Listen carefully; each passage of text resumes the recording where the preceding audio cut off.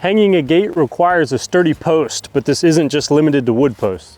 Wedge-Loc offers a gate hinge set to make this tedious chore quick and easy for T-post applications. These kits are made in the US and are designed for mounting lightweight tube and panel gates up to 10 foot long on T-posts. These same kits can also be used on wood post or round pipe with the appropriate screws and hardware. In this video, we'll walk you through the step-by-step process of hanging or mounting a gate on a T-post using the Wedge-Loc Gate Hinge Set. Each kit includes U-bolt assemblies and hinge brackets, as well as hinge pins and cotter pins. Wedge-Loc Gate Hinge Set should be used in conjunction with Wedge-Loc brace systems. So here in this example, we have a diagonal brace leading to our end post. We'll be installing our gate here in this opening. So to start, we'll be using our U-bolt assembly with our bracket. We need to thread the nuts off of the U-bolt. I'll hand them to Ashley just so that she can help keep track of hardware.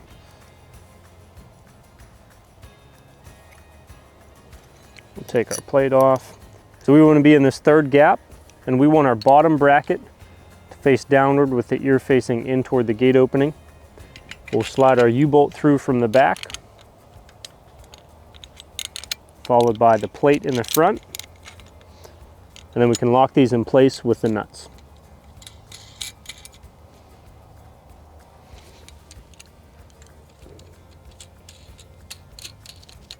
And we'll use our 1/2 inch ratchet to tighten these up. We want to apply even tension, going back and forth.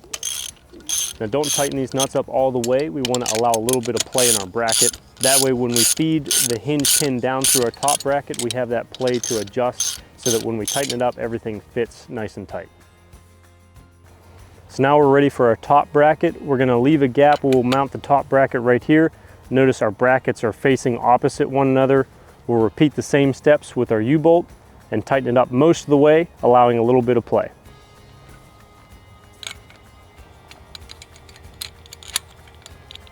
U-bolt through the bracket, followed by the plate.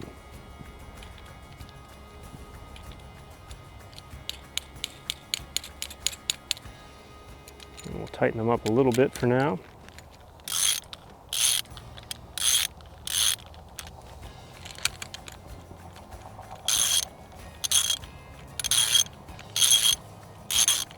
So now we're ready to work with our hinge pin and our cotter pin for installing the gate. What we want to do is put our cotter pin through one end of the hinge pin, and we'll use a pair of pliers to lock this in place.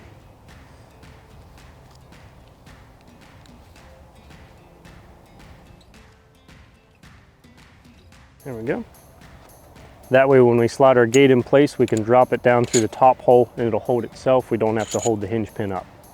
So now we can do a dry fit with our gate. I'll hand this over to Ashley. We'll set our top hinge in between the brackets. We'll fit our hinge pin down through and test that. This will also allow us to get our mark for our lower brackets. Once we have our lower marks, we can pull our top pin and set our gate off to the side to give us room to work as we assemble and install our lower two brackets. We're going to follow the same procedures, same steps as we did with our top brackets. It's going to be a mirror image of this, just down at our lower mark.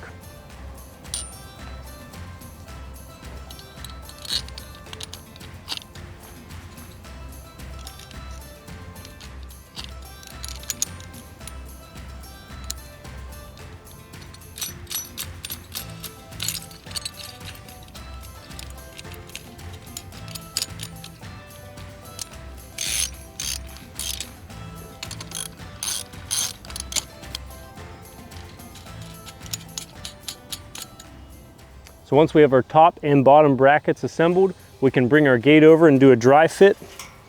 If everything fits nicely, we'll drop our pins in and lock it in place.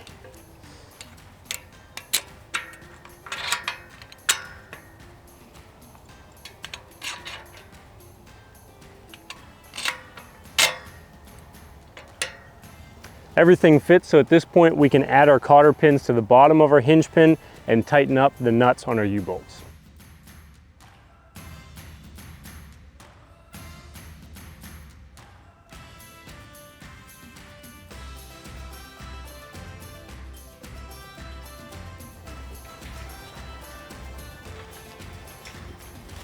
T-posts can be a great alternative to wood posts and are made even more versatile when you incorporate something like a Wedge-Loc system. You can find our full selection of Wedge-Loc systems, including this gate hinge set, at kencove.com. If there are fencing topics you would like to see covered on our channel, please comment below with your ideas or questions. And as always, remember to like and subscribe to our channel for more fencing tips and expert advice.